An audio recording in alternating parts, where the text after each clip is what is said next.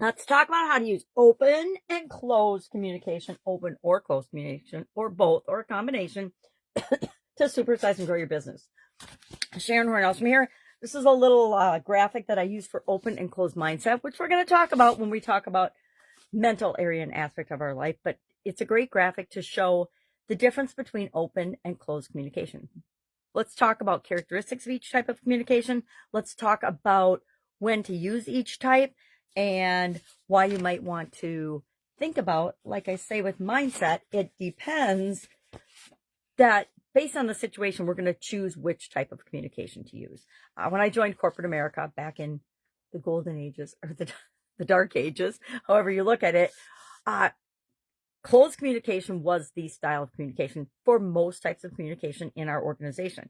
Now, we were in the process of switching over to a team-based system, which was a huge endeavor. I went to work for Procter & Gamble, my first job out of engineering school, and I ran a team. I ran a team that worked a Southern Swing shift rotation. If you know what that is, you know that in and of itself is a challenge. So to take people that are working this crazy schedule and get them to go from top-down leadership, top-down management, directions, being told what to do all the time, and expecting them to think for themselves and participate in the running of their department, their division, their piece of the toilet paper making factory process, which is actually where I started my first job in toilet paper manufacturing with Procter & Gamble. Yes, Charmin and White Cloud. I still use them today.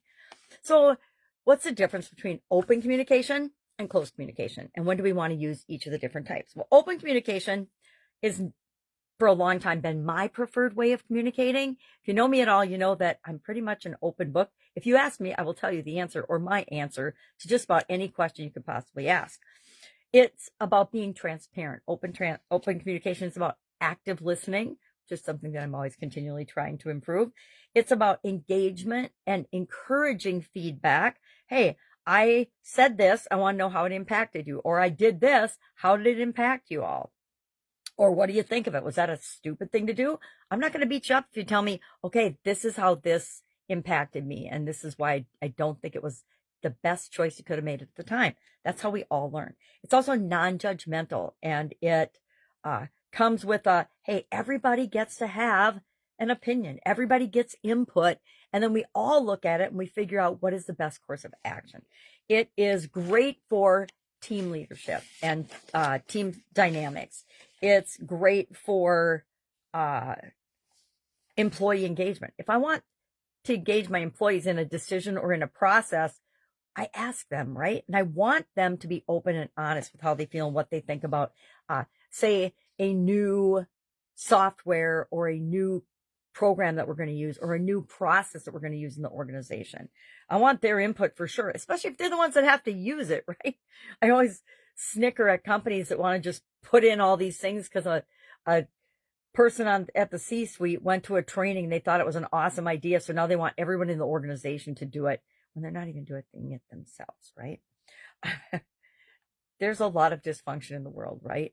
So it also is great for innovation and creativity, for brainstorming. Have you ever tried to brainstorm in an organization that has a very closed communication style?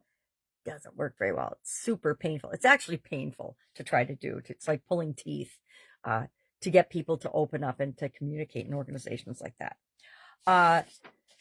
Closed communication, on the other hand, is what I was originally taught and what I originally used a lot in leadership roles. It's when it's top-down, need to know information that it's usually used in the guise of efficiency and effectiveness and security for when it's limited information that you want to share. When you want to control the amount of information that flows and is shared, you have a closed communication style. It's top-down approach. It's like, we're just giving you direction. We don't want your input. Please don't give us feedback. We don't want to know what you think about this. We just want you to do what we tell you to do. How good does that feel, right? Not very good. Doesn't even work on toddlers. Why would it work on adults that we're paying to do a job that we hired for their expertise? Kind of silly. It's also direct and decisive. This is what's going to happen. And sometimes they share why it's going to happen. A lot of the times not. excuse me, if you're a good leader and a good manager, you always think of the people that you're communicating to and share the why with them so that they can understand and adopt it, even if they don't agree with it. We use open or closed communication is appropriate in certain situations. It's appropriate in a crisis situation. You know, I've had to handle some safety emergency type things in my corporate career as well as in my personal life. When there's a crisis, when there's an accident, you need to go into, somebody needs to lead and go into decisive, direct mode. And as a leader, that's usually your job. But for crisis management, for confidentiality things, for legal or compliance issues, and this is one that I always used to butt heads with the USDA in my food manufacturing business because they always wanted to come in. They would do an audit, every couple of years, they would do an overall facility audit.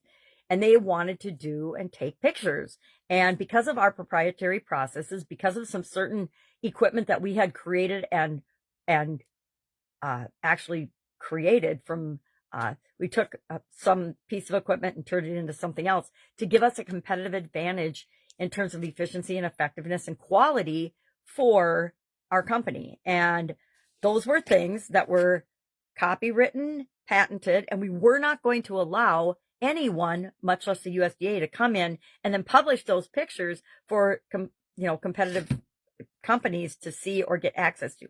And believe me, when you're a little guy in a departmental agency, a governmental agency that's created and run by big companies in that division, in that industry, you know that you have to protect your competitive advantage and your confidentiality agreements and your things like that and your legal and compliance things. So for compliance, yeah, you can come in and you can take pictures of certain things, but there are also things that are going to be quarantined off, sheeted off, covered up, and you're not going to take pictures of them. I don't care how mad you get. I don't care how loud you get. I don't care what you say to me. It's not going to happen. So there are things like that that need to be kept secret. Military and emergency services, emergency situations, those have got to be run, and communication in those organizations has to be in a more closed communication style format, right? And why? Well, they're dealing with emergencies all the time, right? And emergencies and crisis and traumatic things have to be handled in a way that isn't, oh, everybody gets an opinion, right? Or that aren't open and authentic. And I'm going to say that I think we're going to see a lot more authenticity and openness in the way some of these things are done going forward, which is a definite breath of fresh air. So, curious, do you believe that you have a more open or closed communication style? Share in the comments below so we can learn from one another. I personally think I'm open, but people might argue with me that sometimes I'm very direct and I'm not open, but it's up to each of us. I contend, like anything else in leadership, management, coaching, skills, what you apply, how you apply it depends on the situation. And if you're not looking at situationally and the outcome that you want to achieve, you're going to get in trouble, because if you want to be one way or the other, my way or the highway, chances are you're not going to get as far as you want to in business and in life. All right, that's it. Have an awesome day. Hit me up with questions if you have any. Otherwise, I will be with you tomorrow for another communication topic to help us to supersize and grow our businesses. Have a great day.